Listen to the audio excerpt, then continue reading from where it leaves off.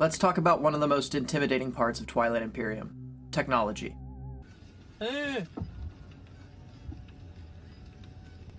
تكنولوجيا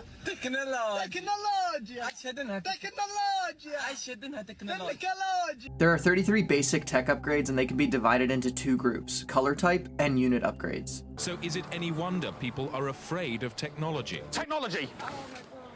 You can try to lay them all out on the table and assess all the possible outcomes like you're Doctor Strange, but honestly, that's a lot to think about. Hey, what was that?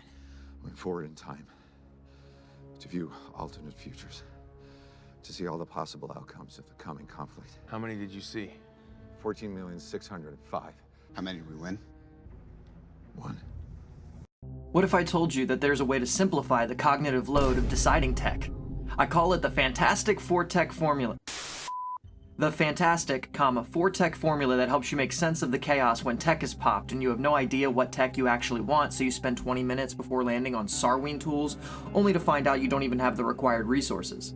A quick disclaimer here. This isn't tech theory crafting, but by all means, feel free to theory craft in the comments. This formula is to prevent me from busting my cognitive load, so if you want deeper theory, as always, check out the plethora of existing resources from Space Cat's Peace Turtles, Reddit, etc. Don't listen to him, SpongeBob. Remember, ravioli, give me the formula. But assuming you don't have 10,000 hours to study before your next game of TI4, hopefully you find the following formula helpful.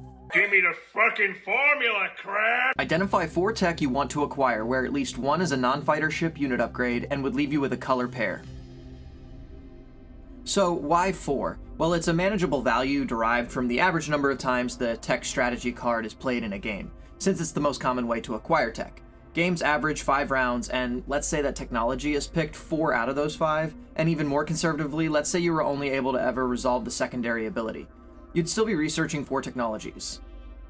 So why at least 1 unit upgrade and a resulting color pair? This is because we know that there are some tech-related objectives that can potentially appear in your game, like diversify research, develop weaponry, master the sciences, revolutionize warfare, and the secret objective, adapt new strategies. If we have 1 unit upgrade and a color pair, then we're only a single tech away from being able to score either of the Stage 1 public objectives. So how do we actually decide what 4 tech to pick? Depending on your faction, you're going to start somewhere between 0 and 4 technology.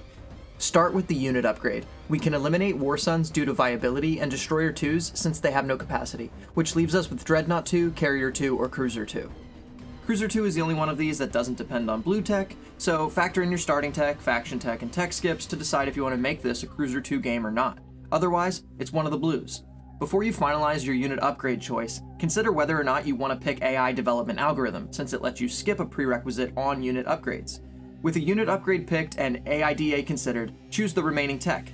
Your choices should help you achieve your unit upgrade, leave you with a color pair, and if you're trying to score adapt new strategies, set you up for acquiring both of your faction tech. That's cute. I wish I could get it, but...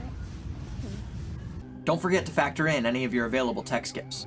What about after you've acquired those 4 tech? Well, by the time you're acquiring more, your choices should be more obvious compared to the beginning of the game. You want powerful, accessible tech that helps you score points to win. Things to keep in mind: stay flexible. If you need to change some of your tech picks before you've acquired them, that's okay. The formula is just meant to reduce cognitive load, not lock you in.